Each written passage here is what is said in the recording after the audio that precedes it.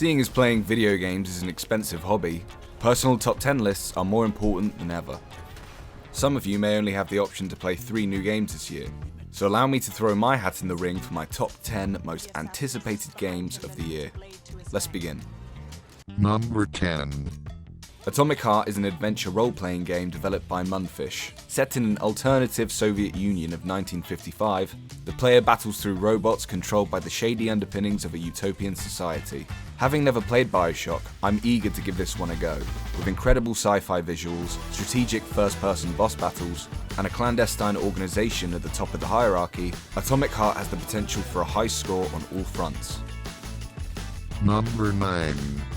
The Dead Space remaster is fast approaching, and is another major franchise I missed out on as a kid.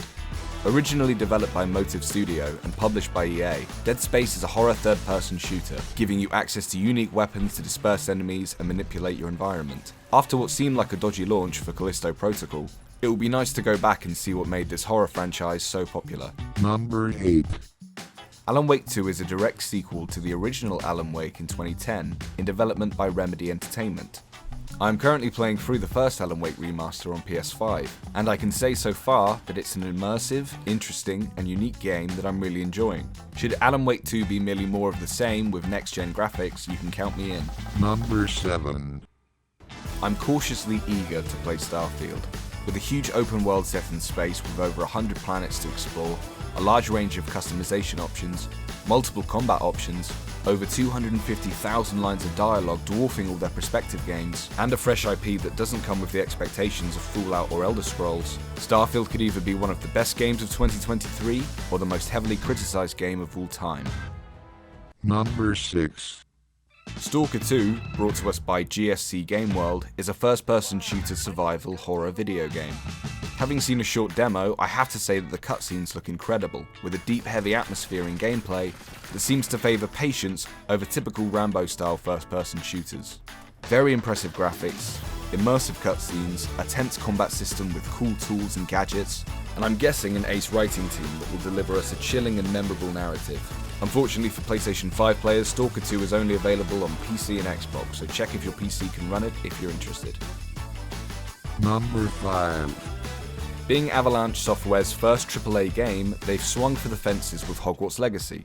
Taking the world of Hogwarts and letting me completely explore it in an action role-playing style is a 10 out of 10 on paper. Bright colours, loads of interactive activities, different mounts to more easily explore, with people seemingly loyal to the source material at the helm, Hogwarts Legacy could be a Game of the Year contender. Having read the books when I was younger and seen all the films, I think I'll be a good judge of how much effort went into accurately creating the world. Number 4.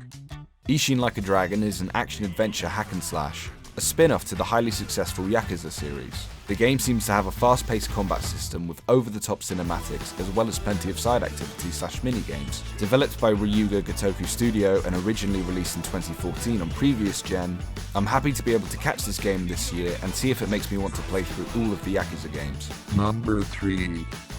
Ubisoft seems to be testing the waters with Assassin's Creed Mirage. Returning to the roots of the franchise, Mirage will have you parkouring, stealthing, and sword fighting your way through the streets of Baghdad.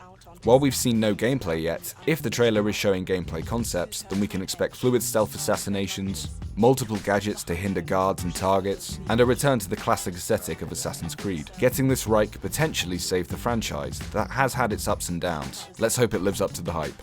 Number 2. From Software's return to this third-person mecha shooter IP has generated much excitement, and rightly so. I can't comment on previous games as I haven't played them. However, having briefly seen some online, I can say with that gameplay with a next-gen update would be incredible.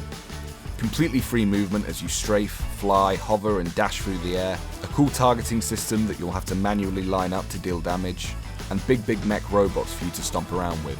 We have a unique gameplay experience that, given some next-gen upgrades, could be a gameplay for years to come. I'm seeing large, nice-looking open combat areas, blood-pumping boss fights, a fluid movement system with tons of options, and a unique, video game-dependent way of delivering narrative. It's nice to see FromSoft take a break from the Dark Souls formula and return to something they clearly still had passion for. Number 1. Game Science Interactive Technology Company brings us a fresh IP action role-playing game in Black Myth Wukong. Take Dark Souls' minimalist storytelling in a highly detailed fantasy world where you play as a staff-wielding kung fu monkey and you have a combination of all the right things. The boss battles give me a major Sekiro vibe, but on a much larger scale. Interesting boss designs that are expertly animated, that are huge spectacles while not taking any control from the player is a difficult balance to strike. I will of course have to play it first, but from what I've seen so far, I'm going into this game at a 10 out of 10 and I can't wait. Thanks for watching. Let me know your top 10 list in the comments below and please subscribe. Peace and love.